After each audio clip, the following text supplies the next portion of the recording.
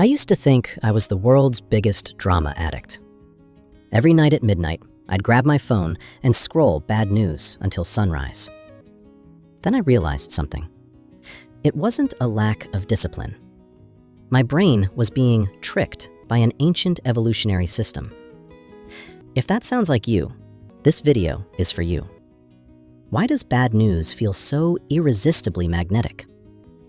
Pause for a second and be honest with yourself. Where do you absorb the most bad news?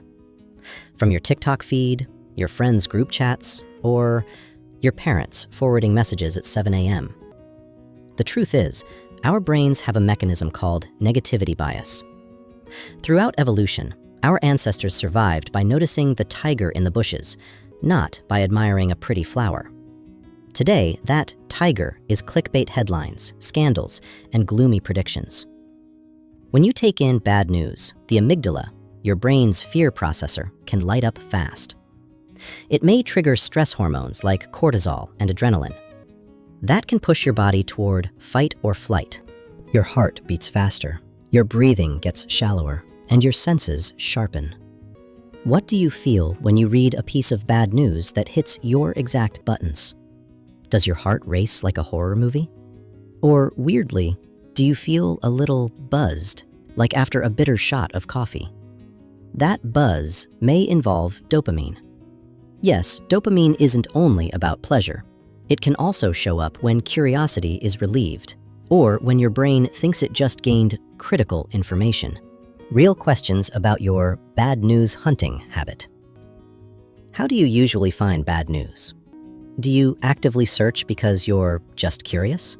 Or does it jump into your face like an unskippable ad? Tell me, what feels more addictive? Because the reality is, social media algorithms are designed to exploit curiosity. They learn you'll pause longer on content that triggers fear or outrage. Think about the last time you clicked a bad headline. What mood were you in? Bored and craving stimulation?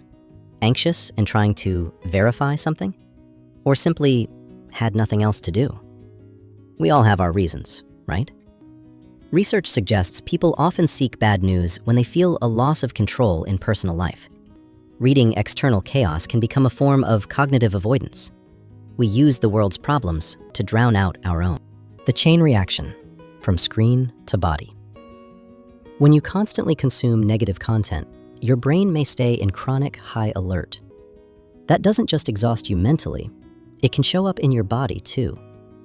Do your neck and shoulders feel tense all the time? Does your stomach feel unsettled after a drama binge online? That can happen when your sympathetic nervous system keeps running overtime. Here's the strange part. We often confuse keeping up with news with being prepared.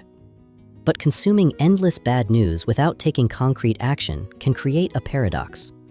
The more you know about terrible things, the more powerless and frozen you may feel. Have you ever wondered, if there were no bad news, what would you scroll instead? Good news? Or would you just loop back to old memes? Picture that for a second.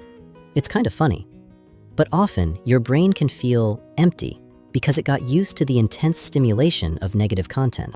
How to live peacefully with your news hunting machine. You don't need to become a caveman to feel calm again. Instead, try a few small shifts. The 5-minute transition rule. Before bed, do a simple hands-on activity, skincare, tidying your desk, without your phone. Balance the ratio. For every negative story, intentionally read one story about kindness or scientific progress. Create friction. Don't charge your phone next to your bed. If you have to stand up to get it, your willpower gains a few extra seconds to win. What's your go-to bad news source? Name the app, the YouTube channel, or the group you can't stop checking.